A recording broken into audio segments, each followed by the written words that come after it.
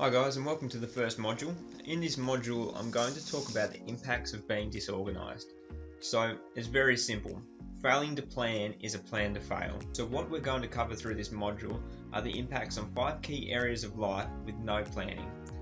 So that's with health, money, relationships, business and your personal life. So I'm going to tell you a story about my first trail run goal. So this was 22 kilometers in distance and it was to be ran over 3 mountains. I had seen that there was 4 stations available, so they were for water and snacks to get us through. And the average finish time of the competitors was 4 hours, so that's all I really knew about it.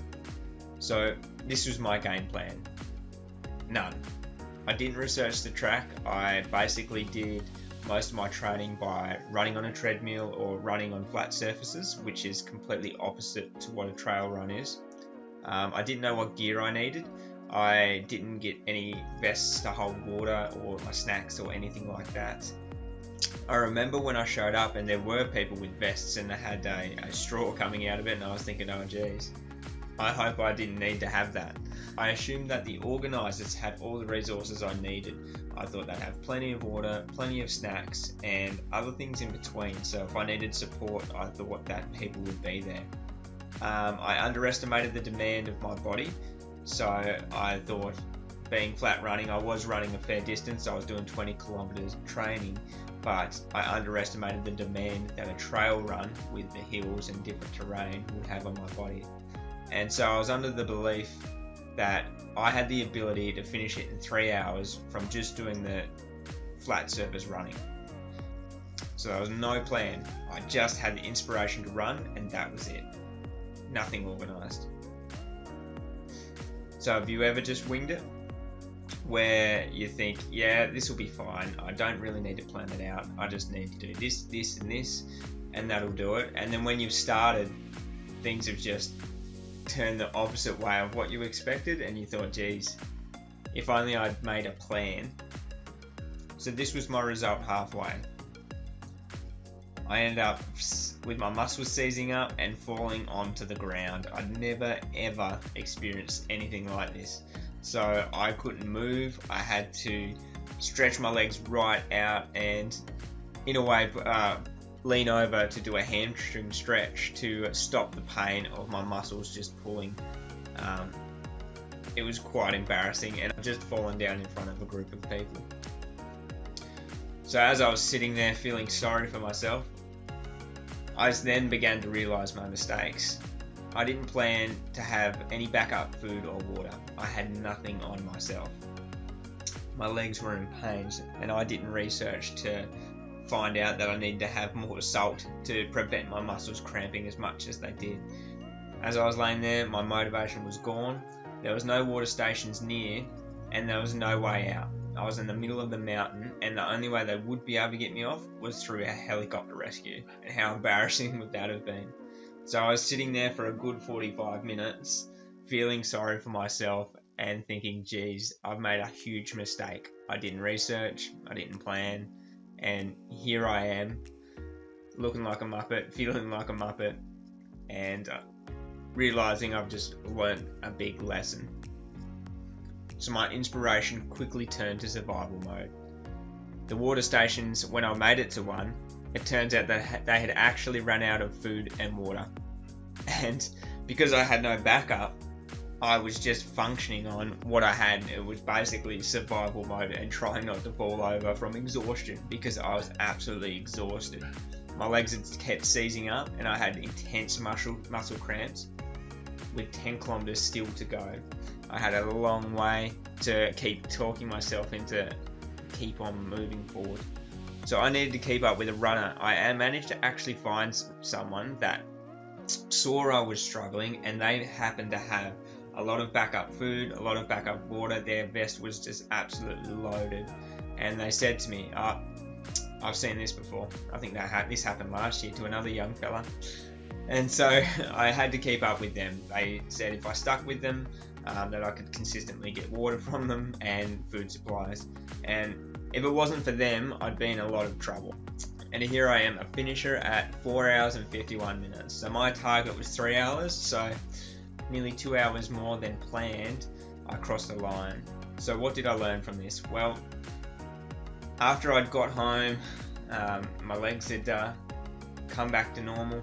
There's 3 things that I realised that could have stopped me from going through all of this pain and all of this struggle in this one race. And if I'd used these 3 things in everything I do in life, I knew that I could live a lot happier. It was actually such a big wake-up call participating in this race. So the 3 keys were: 1, to research; 2, to plan; and 3, execute on it. If you've done all the research prior, it's pretty simple to say, yeah, well, I expected this and I anticipated that because because I went and I found the knowledge to tell me that was going to happen. But it doesn't matter because I planned around it and I'm executing on what I need to execute to get to my goal or to achieve something. So let me ask you, have you planned any of the following? Your health, business, relationships, money, or your personal life? Now you're probably thinking, well, why do I need to plan health? Everything builds through your daily actions, whether you planned it or you do it unconsciously. A cheeseburger every day will build towards a heart attack. A cigarette smoked a day will build towards lung cancer. And every day spent on the couch without exercise can build towards weight gain and then lower self-esteem. If you don't plan your actions, you could unconsciously be building towards health problems that you could have easily prevented.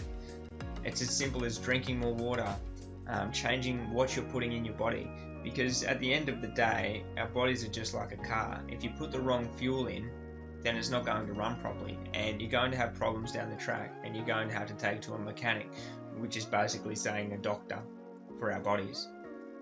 So if you don't have the right plan, it's so easy to grab snacks and eat the wrong things, and it all builds up. If you don't have your health, you have nothing. So you think about that. If we can't move around healthily, if we have limitations being a chronic disease, it can be limiting to what you want to achieve in life, because if your body doesn't work, it's hard to get other things to work. So the best thing that you can do is taking care of your health. So why do you need a business plan? Well, without a business plan, it's like playing a game of football without keeping the score. How do you know if you're winning, you're losing, or improving? It can be quite confusing when the business isn't going well, but you haven't tracked anything, you haven't got targets, and then you're thinking, well, I don't know why this business is working. And then all of a sudden you start to blame other things. So you say, oh, it's because of the town, it's because of the government, it's because of this industry, that's why it's not working. But in reality, it's because you haven't planned and you don't have a targets that you are aiming for. So you can't know what's going within when that's where the problem is. It's internal.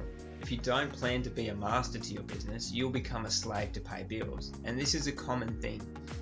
If your business isn't successful, then who's going to be stuck with paying the bills and the liabilities? And that's you, the business owner. If you don't have a plan, follow it through, and grow the business to a specific point, you will be stuck in that business. And it's a competitive world, and if you aren't planning to be ahead, then someone else will be. We all want more, we all want growth, and if you're not planning and following through on it, then somebody's going to beat you to it and take a slice of revenue that could have been yours. So why do you need to plan relationships? Well, if you don't plan and you don't schedule, you won't have time for your wife, your children, your family and friends, and even colleagues. If you don't make time, then people will drift away. You can't build anything meaningful. We do prioritise everything else in pursuit of a goal, and we never leave time for those that we're actually doing it for. It's a funny thing, we often say, oh well, I'm doing this for my family, I want to make sure that we're financially free, but then you never spend time with them to experience life and to share life with them and enjoy it. Is it really worth it if you're trading time away from the ones that you love and spending the days and special moments with them? Why do you need to plan money? Because everybody wants to take it from you. There are plenty of salesmen, charities, people that upsell you, local businesses. There's just a huge list that could go on and on. There's an interesting savings statistic in Australia. It says 27% of Australians have more than $50,000 in savings. 24% have between $10,000 and $50,000, And 49%, which is the majority of the population, have less than $10,000 in savings.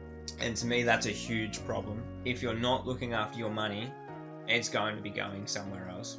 There's constant advertising and marketing and so many temptations to take your money that if you don't have a plan, then you will give into easily to purchase something that a salesman has really talked up really well. Or when there's a special, you'll think, well, I really need to get it while it's on special. But if you have a plan, don't need to do it this week. I've got a bigger vision, I've got a bigger plan. So why do you need to plan your personal life?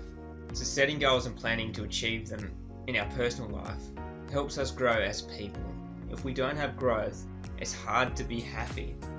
So things such as making time to study, relax, and taking time out, it's easy to forget when we're in the pursuit of something else. But if you don't look after yourself, no one will. I'm going to give you this example of going to the airport without a ticket. You've gone to the airport, there's no ticket, there's no plan of going anywhere in particular. You go to the counter and you say, I just want to go somewhere. And then all of a sudden you end up in Africa. And you think, geez, I don't actually want to be in Africa. But the problem was, and the easily avoidable mistake, was having a plan. Like, where did you want to go? Print your ticket and go to exactly where you want to go. What is the goal? What is the plan? Have you researched it? And if you don't, you'll end up somewhere you didn't want to be. A great quote from Bill Gates is, most people overestimate what they can do in a year, and they underestimate what they can do in 10 years. And that's powerful. You often find you can bite off more than you can chew, and you're always looking into what can you do next week, what can you do in 2 weeks, and then when it becomes too hard, you give up. If we had a bit more of a longer term type of thinking and broke it down into easier to manage chunks daily, would you think that would make a huge difference when you're achieving this growth and progression each day? If you aren't organised, life will happen to you, not for you. Everybody has their own agendas, and if you don't have your own, you'll fall into somebody else's plan. By not researching, planning, and executing, you will have health issues. You will have business failures. You'll have frail relationships, no money, a lack of skills, and personal accomplishment. So I'd like you to ask yourself and write down now, which area am I leaving to my day-to-day, in the moment decisions most? And is it impacting another area? And really drill down and find out why you don't focus on this area. Do you think it's too hard? Does it not motivate you? Find out what it is that is holding you back from being your best self in that area.